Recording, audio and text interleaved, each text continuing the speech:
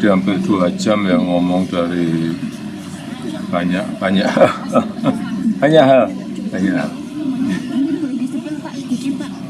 Salah satunya apa Pak yang ditekankan waktu yang paling penting dalam pekerjaan itu terkait pembangunan? Banyak tadi di geopolitik dan ekonomi global. Termasuk untuk kerjasama dua Solo dan Jogja gitu? Itu ke pemerintahan. Ya nggak bisa tolong mau itu pribadi ya. Ya saya nggak mau punya komentar apapun. Ya silaturahmi itu. Silaturahmi. Hah? Pembahasan politik itu. Enggak.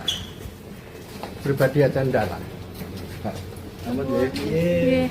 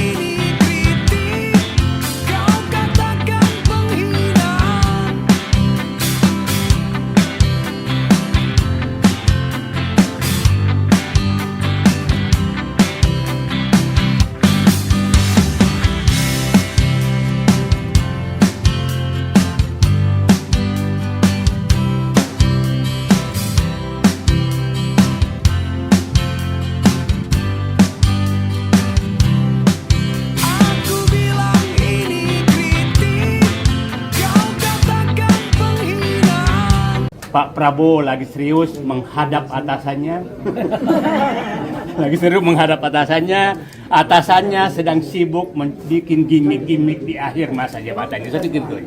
Kalau kita lihat dari tafsir politiknya, ini syarat kepentingan Jokowi kalau menurut saya, bukan kepentingan Prabowo. Saya kira kalau cawe-cawe itu dia punya kekuasaan. Kalau sekarang dia tidak lagi cawe-cawe, tapi minta-minta.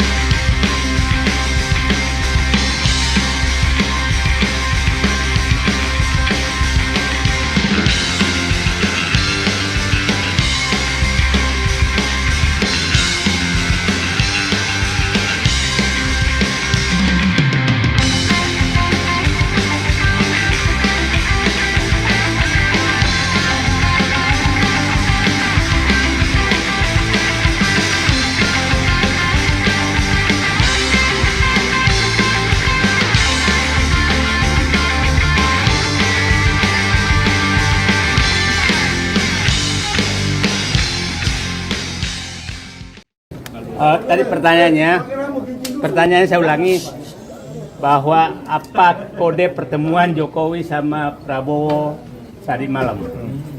Analisis saya adalah mari kita baca saja sebagai gimmick politik. Jadi nggak usah terlalu dianggap terlalu serius karena mungkin saja Pak Prabowo itu lagi serius, tapi ada sedang bikin gimmick-gimmick.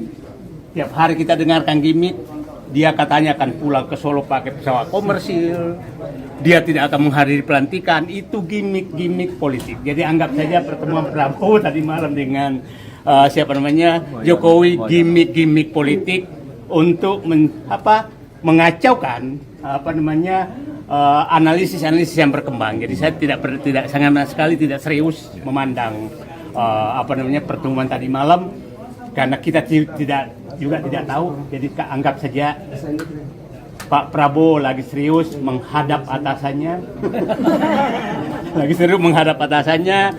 Atasannya sedang sibuk bikin gimmick-gimmick di akhir masa jabatannya. Saya pikir itu. Jadi nggak usah serius-serius. Oke. Yuk.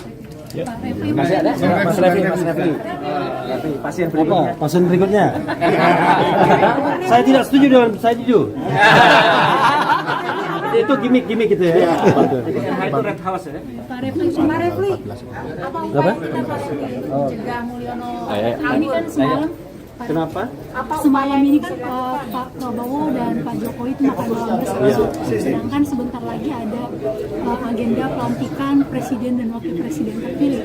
Kemudian Prabowo juga akhir-akhir ini diisukan akan bertemu dengan Megawati. Cuma Pak Jokowi malah mendahului pertemuan dengan Pak Prabowo. Ini tanggapannya gimana? Oke. Karena saya harus menghargai tuan rumah, saya jawab dua hal ya. Pertama, jangan lupa tanggal 14 ya. Tanggal 14 Oktober itu masih bertempat di Balai Sudirman ya? Di Balai Sudirman kami mengundang kawan-kawan semua elemen ini kegiatan terbuka untuk hadir dalam acara silaturahmi kebangsaan, berkumpul, bertemu, kompak, bergerak. Bertemu, kompak dan bergerak. Itu jangan lupa ya, itu satu. Nah, yang kedua soal pertemuan itu, ini tidak bisa kita katakan sebagai peristiwa biasa. Ini peristiwa politik pastinya dalam perspektif saya. Ya. Jadi tahu nggak siapa yang mengundang duluan? Belum ada informasi. Oke, saya juga tidak tahu. Tapi begini, kalau kita lihat dari tafsir politiknya, ini syarat kepentingan Jokowi kalau menurut saya, bukan kepentingan Prabowo. 3 bulan terakhir kekuasaan Jokowi itu sudah sangat surut. Jadi betul-betul dia lame duck office. Dan tidak ada lagi, ini mohon maaf, tidak ada lagi penghargaan terhadap Mulyono ketika dia hadir di pelantikan MPR DPR. Tidak ada tepuk tangan. Tepuk tangan itu untuk yang lainnya, dan paling meriah tentu untuk calon presiden terpilih dimanapun seperti itu. Nah, ini menggelisahkan, maka ada spekulasi bahwa dia tidak mau hadir dalam pelantikan presiden dan wakil presiden. Dia mau pulang ke Solo dan lain sebagainya. Tapi at the same time, semua komponen masyarakat, ya, terutama yang kritis, itu menggelorakan tuntut Jokowi, adili Jokowi. Termasuk nanti tanggal 14 Oktober, saya kira kita akan keluarkan hal yang sama. Mudah-mudahan seperti itu juga. Selain tidak dilantiknya Gibran Rakabuming Raka. Nah, ini pasti menggelisahkan Jokowi. Pertemuan itu ingin dia jadikan simbol bahwa dua hal. Dia masih bisa menguasai Prabowo, dan barangkali at the same time dia ingin menunjukkan bahwa saya dan Prabowo itu akrab, tidak ada apa-apa. Jadi kalau kalian misalnya menyakiti saya, maka Prabowo yang akan melindungi saya sebagai presiden terpilih.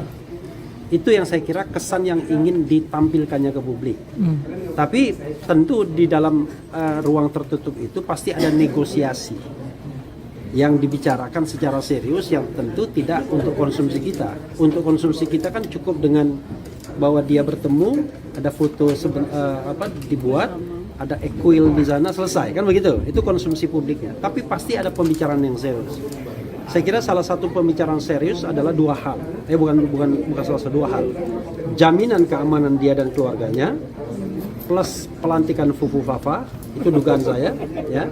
Dan yang kedua adalah titipan dia di kementerian itu mudah-mudahan agar dilaksanakan oleh Prabowo. Berarti ada upaya cawe-cawe ya Pak di sini? Saya kira kalau cawe-cawe itu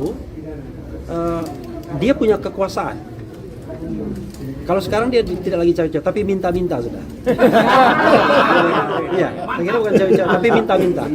Beda dong, kalau cawe-cawe itu colek-colek, kamu gini. Tapi kalau minta-minta, I'm begging, saya minta. Gitu. Beda ya.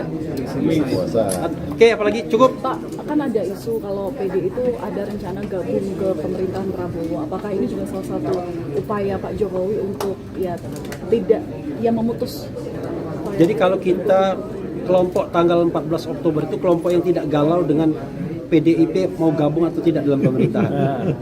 Kalau PDIP tidak gabung dengan pemerintahan, alhamdulillah. Tapi kalau gabung dengan pemerintahan, artinya tugas kita untuk menjadi oposisi. Dan ruang oposisi itu lebar sekali. Makanya saya katakan, selamat datang Liberté di sana, ya. Kemudian Egalite dan Fraternite. Jadi mudah-mudahan Prabowo Subianto tidak mewarisi watak Jokowi yang memenjarakan orang yang berbeda pendapat atau orang yang kritis. Kalau kritisisme, perbedaan pendapat itu masih diakui sebagai hak konstitusional, kita tidak perlu khawatir ada yang beroposisi atau tidak. Kalau semua kekuasaan atau kekuatan di DPR gabung menjadi satu, maka biarlah rakyat, biarlah komponen yang kritis, komponen tanggal 14 Oktober yang akan beroposisi kepada pemerintah. Dan kita tidak galau untuk itu. Oke. Merdeka!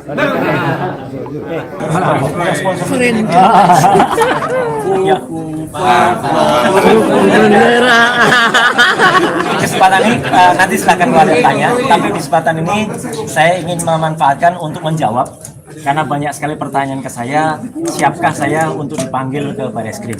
Saya menyatakan alhamdulillah ya, kalau itu benar-benar dilaksanakan, maka sebenarnya ini adalah pintu yang sangat bagus sekali bagi Polri yang memiliki alat yang sebenarnya alat itu dibiayai oleh rakyat untuk mengetahui identitas siapa sebenarnya Fufu Fafa.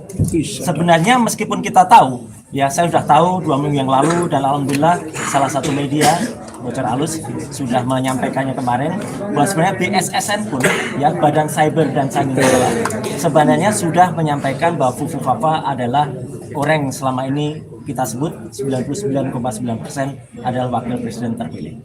Tapi tidak apa-apa, ya. Saya tunggu laporan atau kata tindak lanjut dari pasukan bau tanah. Ya. Saya menyebutnya pasukan bau tanah, ya, gitu. Bukan bawah tanah. Kalau bawah tanah kan di atas tanah. Ini udah bau tanah, ya. Kayak yang mau dipendem jeru tadi, ya, gitu. Jadi bau tanah. Karena idealnya dialah yang harus menyampaikan dulu bahwa karena melaporkan saya dan saya katanya dilaporkan menghina lambang negara. Ya, sekali lagi saya katakan baca lagi, sekolah lagi, ya. Jangan seperti Fufu Fafa, ya. Fufu Fafa kan nggak pernah baca, bacanya cuma komik, ya.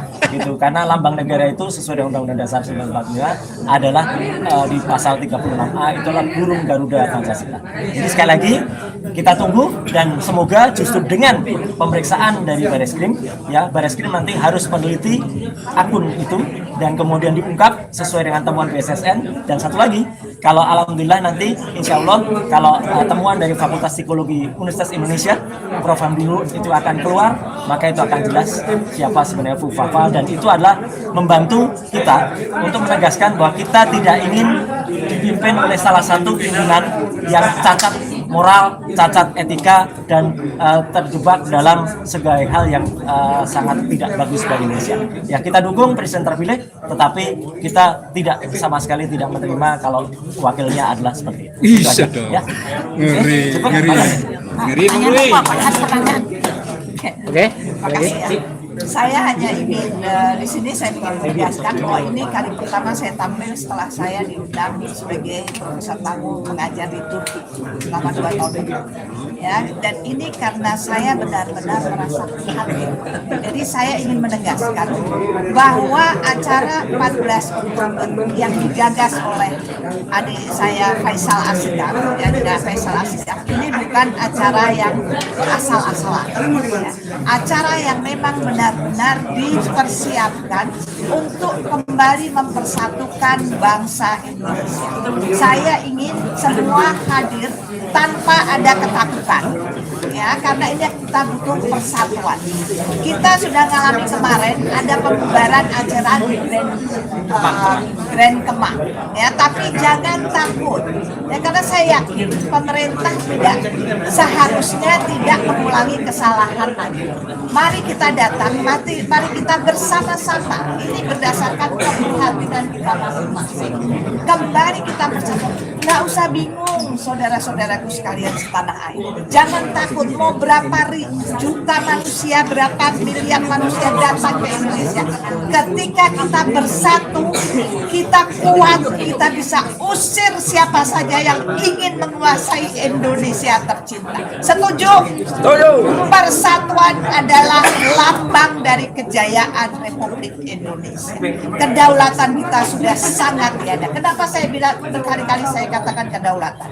Saya sedih dan prihatin karena semua orang luar negeri bisa masuk ke Indonesia dengan visa on arrival. Tapi bagaimana dengan bangsa Indonesia? Setiap kali mau pergi harus mengurus visa dan membayar visa dengan sangat mahal. Inikah negara yang diperjuangkan oleh founding father kita, termasuk ayah kita yang pejuang kemerdekaan? bagaimana mengisi kemerdekaan dengan mensejahterakan rakyat, dengan berdaulat.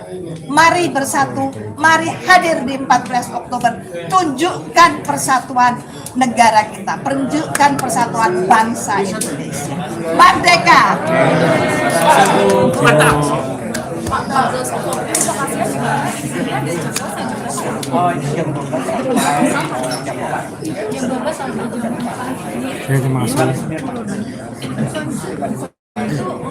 Kita ketemu